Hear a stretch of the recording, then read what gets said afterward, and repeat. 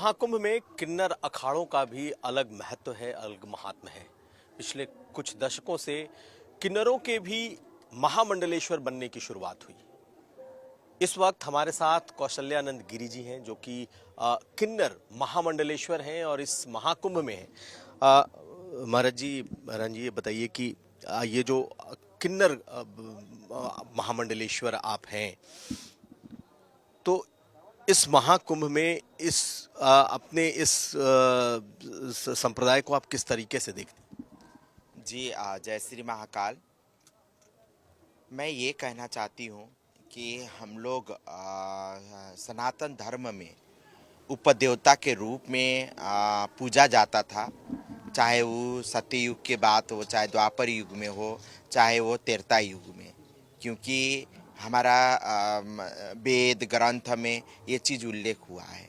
मगर आते आते क्या हुआ कि नरों को एकदम से समाज से अलग कर दिया गया, एकदम उपेक्षा के नज़र से देखना शुरू कर दिया गया। तो ये कहीं ना कहीं हमारे समाज में जो अंग्रेज आए, हमारे देश को गुलाम बनाए, जो मुग़ल आए हमारे देश को गुलाम बनाए, इसका सबसे बड़ा असर किन्नर समाज में पड़ा। तो मैं यही कहना चाहती हूँ कि किन्नर समाज जैसे हमारे देश स्वतंत्र हुआ, फिर उसके बाद 2014 में हम लोग ने सुप्रीम कोर्ट का दरवाज़ा खटखटाया और सुप्रीम कोर्ट से एक जजमेंट पारित हुआ और उसका नाम नालसा जजमेंट। तब जाके हम लोग को एक समाज में मौलिक अधिकार मिला, समानता का अधिकार मिला। तब से हम लोग समाज के मुख्य धारा में आने के लिए और समाज में एक खोए हुए गरिमा को स्थापित करने के लिए किन्नर अखाड़ा हम लोग ने स्थापना किया। और आज सनातन धर्म को मजबूत करने का हम लोग काम कर रहे हैं, सनातन धर्म को आगे बढ़ाने के काम कर रहे हैं। और हम लोग चाहते हैं कि समाज के मुख्य धारा में किन्नर समाज भी आए और राष्ट्र के और समाज के हम लोग उन्नति करें। लेकिन कौशल्यानंद गिरी जी ये बताइए कि कितना एक्सेप्टेंस है? क्या साधु समाज ने पूरी तरीके से आत्मसात कर लिया है आपको? क्या समाज ने पूरी तरीके से आत्मसात किया है, या फिर अभी भी एक टैबू है, एक लोगों के मन में दूसरी छवि दिखती है? जी मुझको पूरा तरीके से देखूं तो मुझको ऐसा लगता है कि बहुत सारे हमारे साधु संप्रदाय ने हम लोग को स्वीकार कर चुके हैं, क्योंकि जूना अखाड़ा अखाड़ा में सबसे बड़ा अखाड़ा जूना अखाड़ा है। और जूना अखाड़ा ने पुरुषार्थ दिखाते हुए हम लोग को साथ में लेके हम लोग शाही स्नान, नगर आगमन, पेशवाई, हम लोग सारा जूना अखाड़े के साथ में हमारा एग्रीमेंट हुआ है, हम लोग करते हैं। तो इससे यही लगता है कि नहीं, हम लोग को भी सनातन धर्म में जो हमारा स्थान था, वो स्थान पाने में तो हम लोग को बहुत संघर्ष करना पड़ेगा। मगर कुछ तो ना से हाँ भला, ठीक है ना, कुछ हम लोग को अभी हासिल हुआ है। अभी हम लोग को बहुत कुछ करना है, धर्म में करना है, समाज में करना है। और इस समाज को मुख्य धारा में अभी भी क्या है कि जब से किन्नर अखाड़ा बन गया तब से नज़रिया थोड़ा बदला हुआ है समाज के, मगर पूरी तरीके से नहीं बदला हुआ है। इस पूरी तरीके से बदलना है, क्योंकि मैं ये कहूँगी कि हम लोग भी इसी समाज का एक अभिन्न अंग है। जिस माँ के कोख से आपका जन्म होता है, उसी माँ के कोख से हमारा भी जन्म हुआ है। तो हम लोग कहीं से अलग नहीं है, हमारा जेंडर अलग है, लैंगिकता अलग है, मगर हमारा सारा चीज़ सेम है। हम लोग को भी अवसर मिलेगा, यदि मौका मिलेगा तो हम लोग भी समाज में खूब अच्छे अच्छे काम करके हम लोग दिखाएंगे। लेकिन जब आप समाज में देखती हैं कि जेंडर वेड भेदभाव होते हैं, खास करके किन्नरों को एक अलग दृष्टि से समाज में अभी भी देखा जाता है, जबकि हम आपको महामंडलेश्वर के तौर पर देख रहे हैं इस महाकुंभ में, आपको कैसा लगता है? जी ये तो बहुत मेरे लिए गर्व की बात है, खुशी की बात है कि मैं महामंडलेश्वर के पद में हूँ। और मैं कुछ भी बात कहती हूँ या बताती हूँ तो पब्लिक इस बात को फॉलो करते हैं। तो ये मेरे लिए बहुत खुशी की बात है। दूसरी बात, जो समाज की बात है ना, समाज पूरी तरीके से अभी बदला नहीं है, अभी समाज में बदलाव लाना बहुत ज़रूरी है। और मैं यही कहूँगी कि हम लोग 2014 से तो हम लोग का एक समानता का अधिकार मिला है, मौलिक अधिकार मिला है।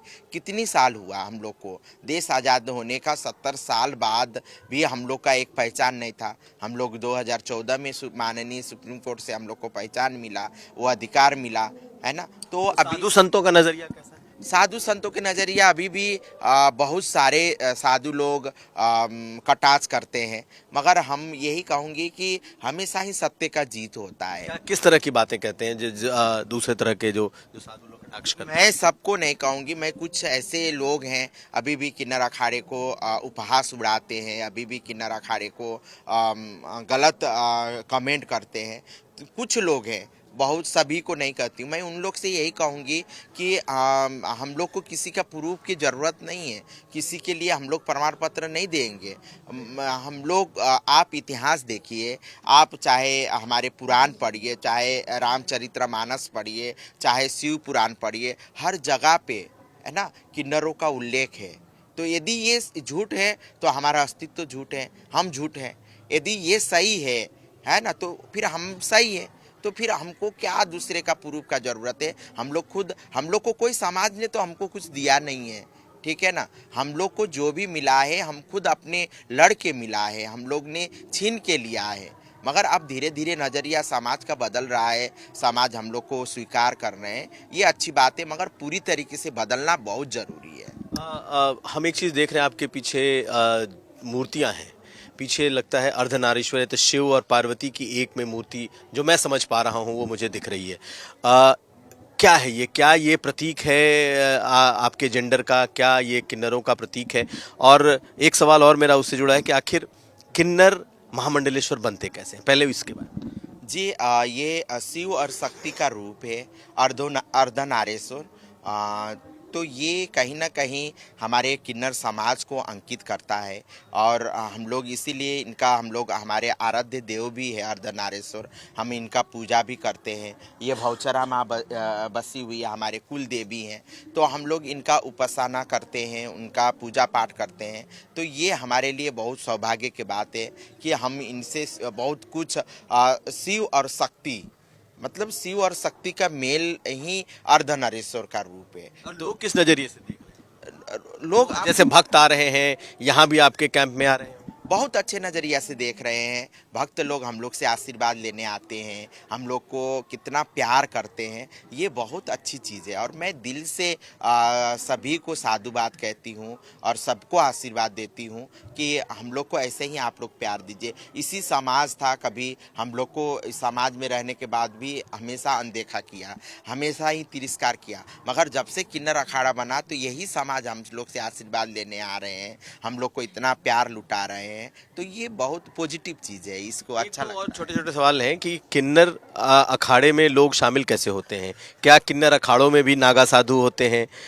और किन्नर महामंडलेश्वर कैसे होते हैं? जी, हमारे किन्नर अखाड़े में नागा साधु नहीं होते हैं, और हम लोग ऐसे बनाते हैं जैसे सबसे पहले तो उनके आचरण कैसा है, उनका विचार कैसा है, सनातन प्रति उनका झुकाव क्या है, समाज में क्या उनका दायित्व है, ये सारा चीज़ देखने के बाद, परखने के बाद यदि वो सही है, वो हर जगह से फिट बैठते हैं, तभी उनको हम लोग पट्टाभिषेक करते हैं और उनको संन्यास दिलाते हैं, उनका पिंडदान करवाते हैं। जैसे इस बार नागा बहुत बड़ी तादाद में साधु बने हैं, तो क्या आपके भी किन्नर समाज से भी बहुत सारे लोग इस बार जुड़े हैं? जी, अभी 18 हमारे किन्नर समाज के लोग पिंडदान करके आए, संन्यास लिए हैं। उनका एक एक दिन हम लोग पट्टाभिषेक करके उनको पद दिया गया है और समाज में एक दायित्व दिया गया है। तो इस तरीके से जैसे साधु परंपरा है, उसी तरीके से हमारे किन्नर परंपरा भी उसी तरीके से हम लोग महामंडलेश्वर बनाते हैं, ऐसे साधु बनाते हैं, वैसे पीठाधीश्वर, वैसे श्री महंत, उस तरीके से ही बनाते हैं। कितने महामंडलेश्वर हैं आपके यहाँ? अभी मैं एग्जैक्टली रूप ले नहीं बता सकती हूँ, आ रहे हैं जा रहे हैं, तो अभी तो 20 के लगभग महामंडलेश्वर होंगे। बहुत शुक्रिया बात करने के लिए।